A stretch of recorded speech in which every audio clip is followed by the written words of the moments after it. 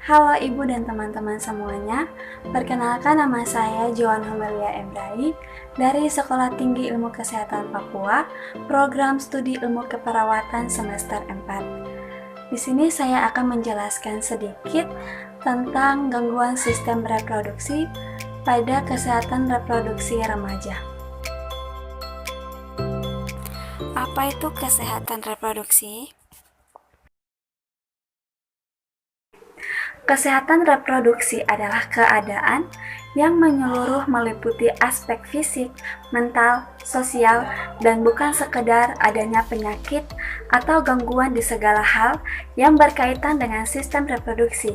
Dan bagi yang menikah, menyarankan bahwa setiap orang dapat menikmati kehidupan seks yang aman dan menyenangkan.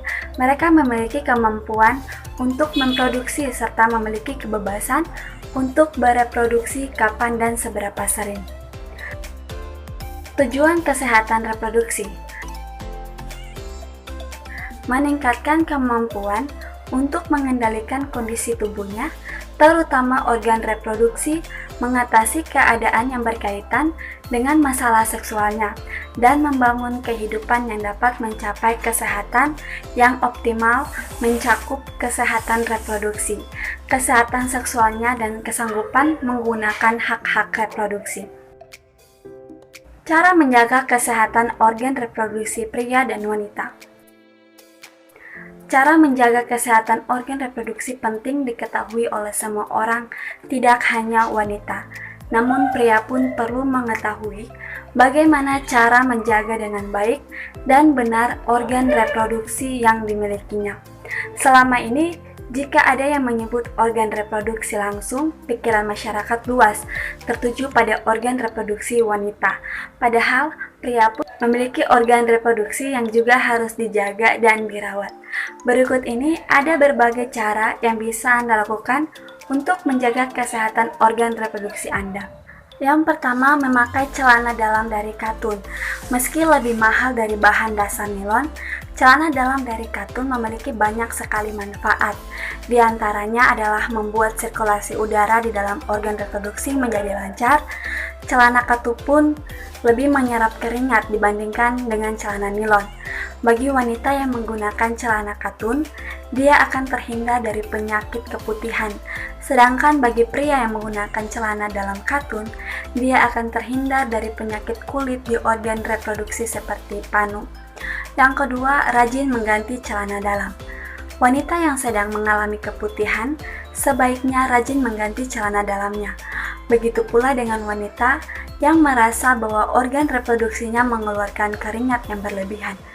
Keringat yang berlebihan bisa menyebabkan perkembangan dan pertumbuhan bakteri dalam organ reproduksi. Bagi pria pun juga begitu.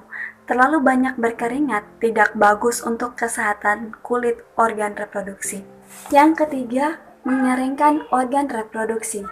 Untuk menjaga kesehatan organ reproduksi yang dimiliki oleh pria maupun wanita, sebaiknya sehabis melakukan BAK dan juga BAB, mengeringkan organ reproduksinya menggunakan handuk.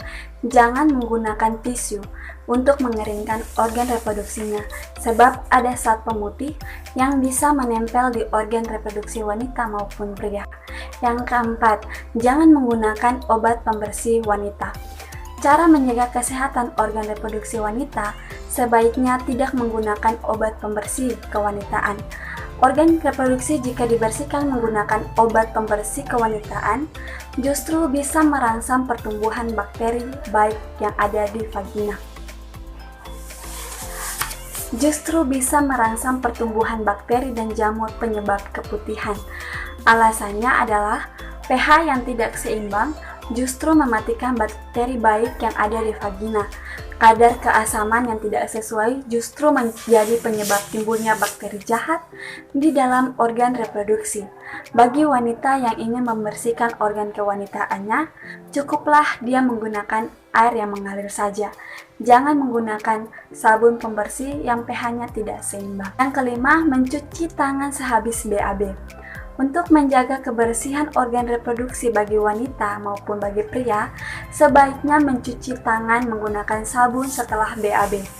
Saat BAB, tangan Anda akan bersentuhan langsung dengan sumber kotoran yang dipenuhi dengan bakteri. Jika tangan Anda tidak bersih, bisa-bisa Anda akan menyentuh makanan atau makan menggunakan tangan yang kotor. Jika tangan Anda dipenuhi kuman dan bakteri, lalu Anda mengkonsumsi makanan, maka Anda akan rentan terkena diare. Saat Anda terkena diare berkelanjutan, disertai dengan sakit perut, Anda bisa mengkonsumsi obat sakit perut yang disebabkan oleh diare. Bahaya tidak mencuci tangan sehabis BAB. Tidak hanya itu saja, ketika Anda habis BAB, kemudian Anda menyentuh Mr. P atau Mr. V, maka kuman dan bakteri akan berpindah ke Mr. P atau Mr. V. Yang keenam, membasuh organ reproduksi dengan benar. Banyak orang yang salah dalam membasuh kemaluannya.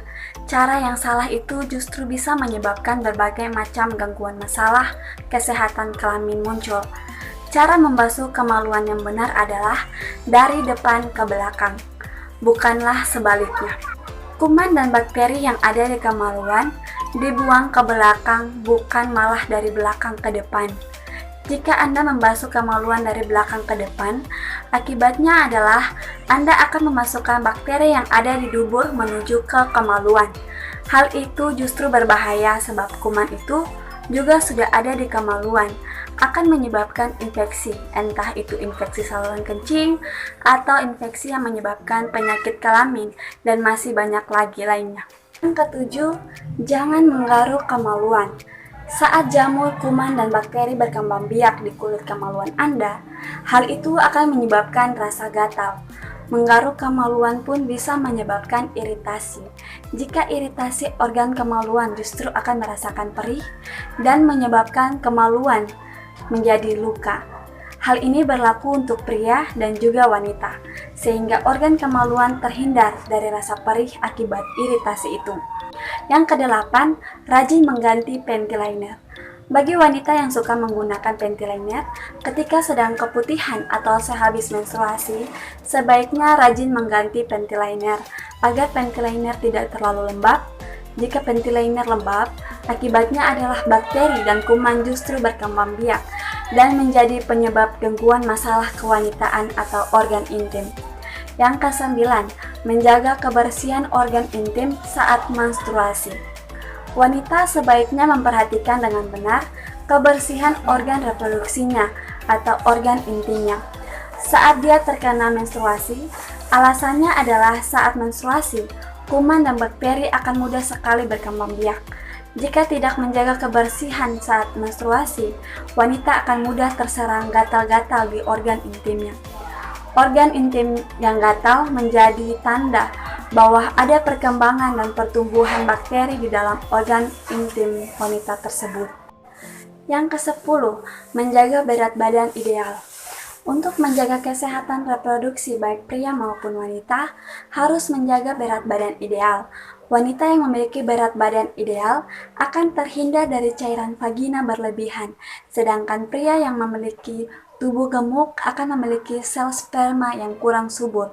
Tidak hanya itu saja, berat badan yang ideal pun akan memudahkan pasangan untuk mencapai orgasme bersama-sama.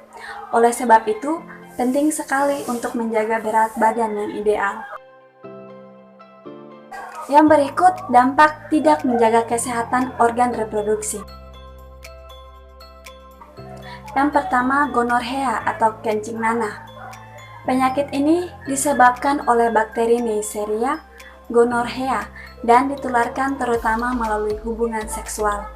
Bakteri ini selain menimbulkan radang pada organ reproduksi, vagina, saluran fallopi, epidimis, kelenjar prostat, juga dapat menimbulkan radang pada saluran kemih, mata, persendian, dan selaput otak. Kalau tidak segera diobati, penyakit ini dapat menyebabkan kemandulan. Penyakit ini dapat menular dari seorang ibu yang terinfeksi kepada bayi yang dilahirkannya. Beberapa bayi menjadi buta karenanya. Adapun tanda dan gejala-gejala penyakit ini sebagai berikut. Terdapat nanah di ujung saluran kencing, rasa terbakar pada saat buang air kecil. Pada laki-laki, uretra menjadi sempit sehingga sulit buang air kecil. Pada beberapa kasus, testes menjadi rusak sehingga orang yang bersangkutan menjadi mandul. Pada wanita terdapat nanah dari vagina yang mungkin dapat menyebar ke rahim dan indung telur. Akibatnya, wanita yang bersangkutan menjadi mandul. Yang kedua, sifilis. Penyakit ini disebabkan oleh bakteri Treponema pallidum dan ditularkan terutama melalui hubungan seksual. Penyakit ini terdiri atas beberapa stadium.